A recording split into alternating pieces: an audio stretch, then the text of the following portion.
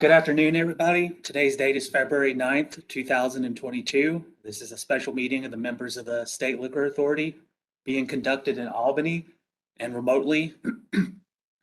Excuse me. This is also being live streamed on the authority's YouTube channel. Present today are Chairman Bradley in the Albany office and Commissioner Fan and Commissioner Ford remotely participating via WebEx. Staff that are also participating is General Counsel Meyerhoff in the New York City office, Deputy Commissioner of Licensing Donahue in the Albany office, and myself, Secretary to the Authority Roper, also in the Albany office. We only have one item on today's calendar. It's a request for summary suspension from Counsel's office. The agenda number is 298A, serial number 1256431. S&S Duo LLC. Go ahead, Larry. Good afternoon, everyone. Lawrence Schwartz, Counsel's Office. We're here to request an order of summary suspension for SS Duo LLC, doing business as Duo. The premises is located at 748 Yonkers Avenue in Yonkers. At just after 2 o'clock in the morning on February 6th, this past Sunday, Yonkers police officers responded to a 911 call of a shooting at Duo. Two men were lying on the floor of the vestibule of the premises where they'd been shot. There had been a fight at the premises shortly before the police arrived and several patrons were ejected. One of those patrons went to his parked car across the street and got a gun. He then walked back to the premises and fired into the vestibule, killing one employee and wounding another. Now, I'd like to speak for a moment about the last matter which this licensee had before the board, because the facts of that case and the representations which the licensee made in resolving it are very much relevant to this matter. The last notice of pleading for this licensee arose out of violations which occurred up to August 6th of 2021. That August notice of pleading charged focal point and pattern of disorder, among other things.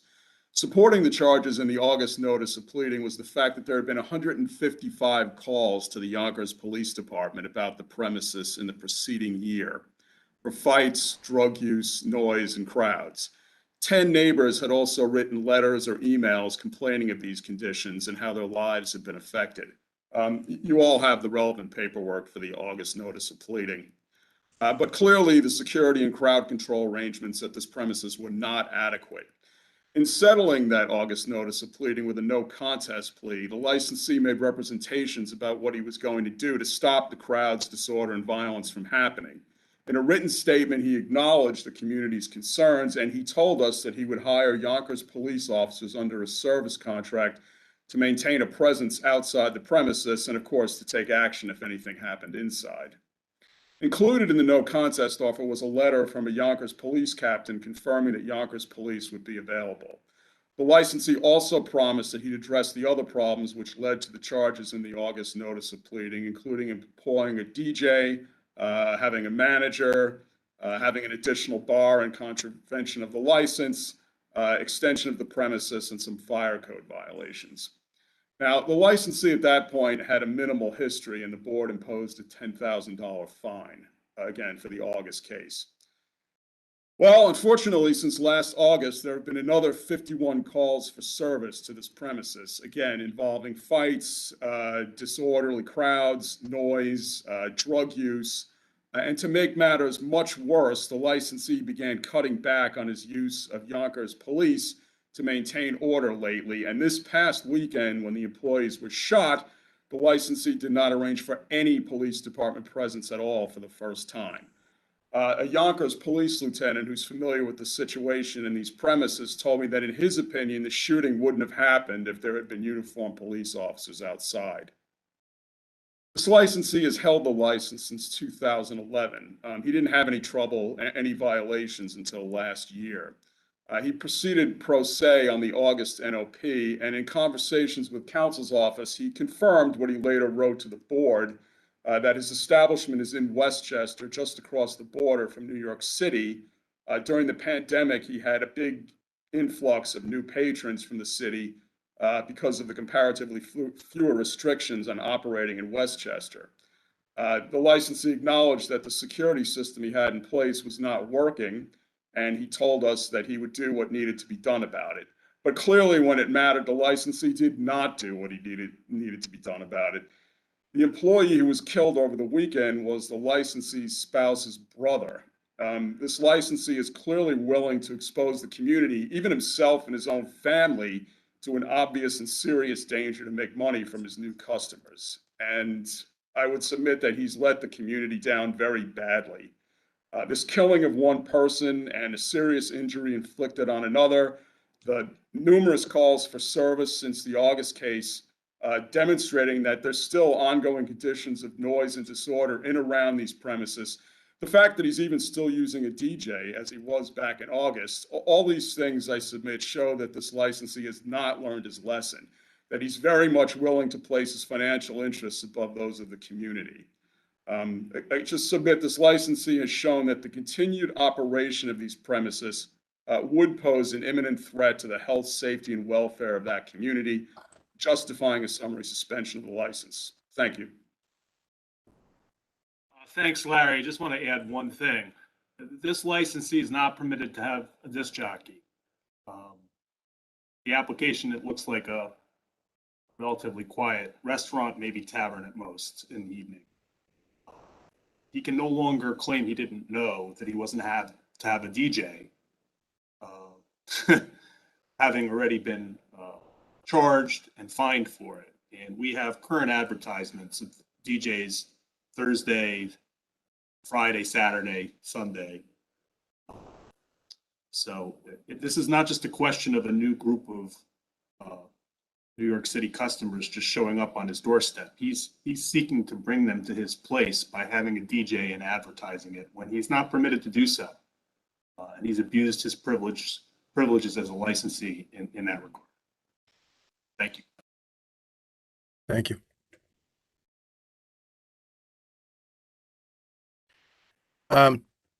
Mr. Schwartz, I know we heard this case before. Did you say it was back in October, November timeframe? I believe the board heard it in October. Okay. Yeah, the charge that we're talking about, the most recent one before this. Yeah, the charges had arisen in August, and I believe I think it was early November. Early November. That Okay. the discipline was there, but at the time you considered it, it was not clear what had caused this turnaround at this premises. Right. You had the word of the owner as to what he was doing, which was supported by the local police captain. The other thing that's a little troubling here is we received no referrals, even though they had, what did you say, 51 calls for service? We've received no additional referrals from Yonkers Police on this location. The only reason we know about those calls for service is now that they've had a homicide and we've pushed them to give us more information, we learned about what's been going on since the last time we charged them. The local neighbors are also very upset, but honestly, despite some communications that Mr. Schwartz and I had with them, they've not referred additional complaints to us. So unfortunately, we didn't know enough to take action again between the last time the board considered this and this unfortunate homicide. Well, when we considered this the last time, we really didn't have any complaints in our files. Is that correct? No, we did. We We did. did? And frankly, $10,000 is, given the way the board handles matters, for a place without adverse history of any kind of violence. I think they had one $1,000 executive order violation in the Correct. prior 10 years. Yep. It would be unusual for the board to have assessed, stronger penalties for the record before it than it did at that time. Right.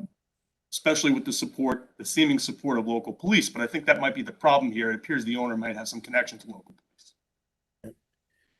So let me understand this straight. The police, they have to request police security. I guess that's another conversation right there that they need it, but they have to request police security. They're not automatically there.